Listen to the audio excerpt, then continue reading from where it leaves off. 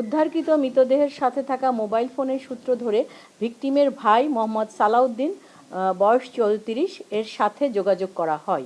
মোহাম্মদ সালাউদ্দিন পরবর্তীতে উক্ত মৃতদেহকে তার ভাই মোহাম্মদ সুমন 17, পিতা মোহাম্মদ শাহ আলম, সাং রানাভোলা, থানা তুরাগ, জেলা ডিএমপি, ঢাকা মর্মে শনাক্ত করেন।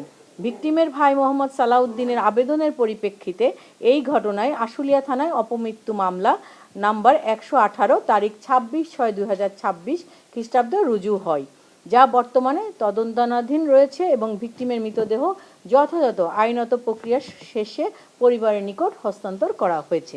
এছাড়া অপমৃত্যু মামলা আবেদনের ভাষামতে ভিকটিম মোহাম্মদ সুমন, যার কথা এতক্ষণ বলছিলাম, তিনি গত 22/6/2026 খ্রিস্টাব্দে দুপুর আনুমানিক 12:30 ঘটিকায় স্থানীয় 20-22 জন বন্ধু বান্ধব সহ তুরাগ নদীতে নৌকা ভ্রমণের উদ্দেশ্যে ধোর ব্রিজ ঘাট এলাকায় নৌকায় ওঠেন। একই তারিখ দুপুর আনুমানিক 15:30 ঘটিকায় আশুলিয়া থানাধীন আশুলিয়া ইউনিয়নের আশুলিয়া গ্রামের আশুলিয়া গরুর হাট ঘাটে তাড়াহুড়া করে নৌকা থেকে নামতে গিয়ে অসাবধানতাবশত নদীতে পড়ে যান। ভিকটিম সাঁতার জানতেন না বিধায় তিনি স্রোতের সাথে নদীতে তলিয়ে যান। সঙ্গে লোকজন তৎক্ষণাৎ খোঁজাখুঁজি করে তাকে পায় নাই। পরবর্তীতে গত 26/6/2026 খ্রিস্টাব্দ তারিখ ভোর রাত আনুমানিক 12:10 ঘটিকায় আশুলিয়া থানা পুলিশ তার মৃতদেহ আশুলিয়া থানাধীন গরুরহাট সংলগ্ন আনুমানিক 500 মিটার দক্ষিণে আশুলিয়া নদী হতে ভাসমান অবস্থায় উদ্ধার করে। এই যে ঘটনাটা বলেছি, এটা আমাদের যে ভিকটিম তাদের পরিবার কর্তৃক অভিযোগে লেখা আছে। এছাড়াও গত 24/6/2026 তারিখ আনুমানিক 13:30 ঘটিকায় রনি 35 বছর বয়স, পিতা কফিল উদ্দিন, বাসা নাম্বার 356, মোল্লাপাড়া, মণিপুর থানা, মিরপুর, জেলা ডিএমপি, ঢাকা, সাভার থানাধীন রয়্যাল সিটি খেয়াঘাটে তুরাগ নদীর পানিতে গোসল করার সময় জন্য পানিতে ডুব দিয়ে আর ওঠেননি। স্থানীয় লোকজন সংবাদ পেয়ে খোঁজাখুঁজি করে প্রায় 30 মিনিট পর পানির নিচ থেকে ভিকটিম রনি এর মৃতদেহ উদ্ধার করেন। স্থানীয় লোকজন জাতীয় জরুরি সেবা 999-এ সংবাদ প্রদান করলে শাহআলী থানা পুলিশ ও আমিনবাজার নৌ থানা পুলিশ ঘটনাস্থলে উপস্থিত হয়ে মৃতদেহ শনাক্ত করে এবং প্রয়োজনীয় আইনগত ব্যবস্থা সম্পাদন করত মৃতদেহ পরিবারের নিকট হস্তান্তর করা হয়। উক্ত ঘটনায় ভিকটিম রনি এর পিতা মোহাম্মদ কফিল উদ্দিন আবেদনের প্রেক্ষিতে অপমৃত্যু মামলা নাম্বার 66 তারিখ 25/6/2026 রুজু করা হয়।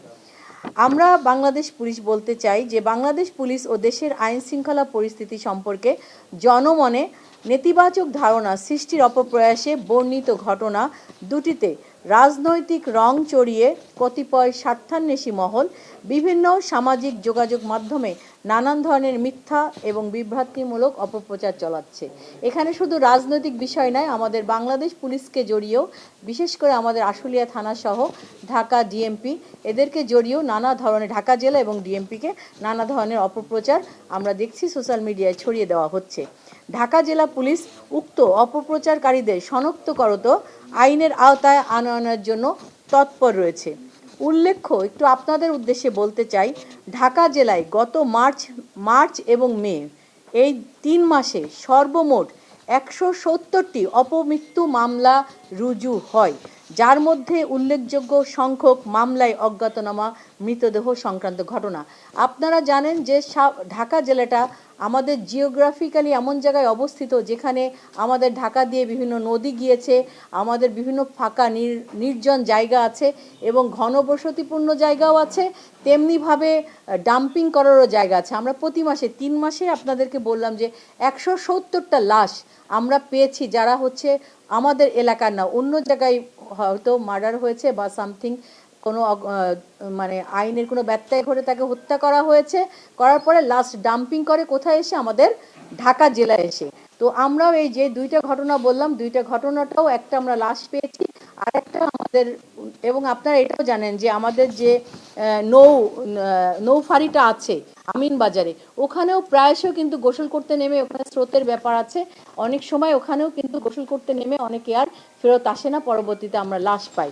এই জন্য আমরা বলতে চাই, এই ধরনের ঘটনাটা কেন্দ্র করে যে অপপ্রচার সোশ্যাল মিডিয়ায় চালাচ্ছে, এই ব্যাপারে আমরা তৎপর রয়েছি এবং তারা যারা করছে তাদেরকে আইনের আওতায় আনার জন্য তৎপর রয়েছি।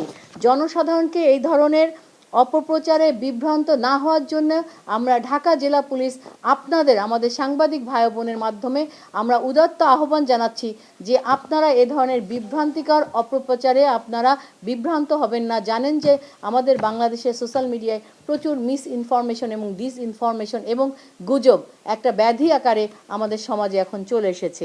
সো আপনাদেরকে অনুরোধ জানাবো আপনারা এই ধরনের অপপ্রচারে বিভ্রান্ত না হয়ে আমাদের ঢাকা জেলাকে সহায়তা করেন। যারা এই ধরনের অপপ্রচারে লিপ্ত আছে তাদেরকে আইডেন্টিফাই করে আমাদেরকে সহযোগিতা করেন, আমরা যাতে তাদেরকে আইনের আওতায় আনতে পারি। এবং এই ধরনের অপপ্রচারী সম্পর্কে যে কোনো তথ্য যে কোনো মানুষ আমাদেরকে দেওয়ার জন্য অনুরোধ জানাচ্ছি।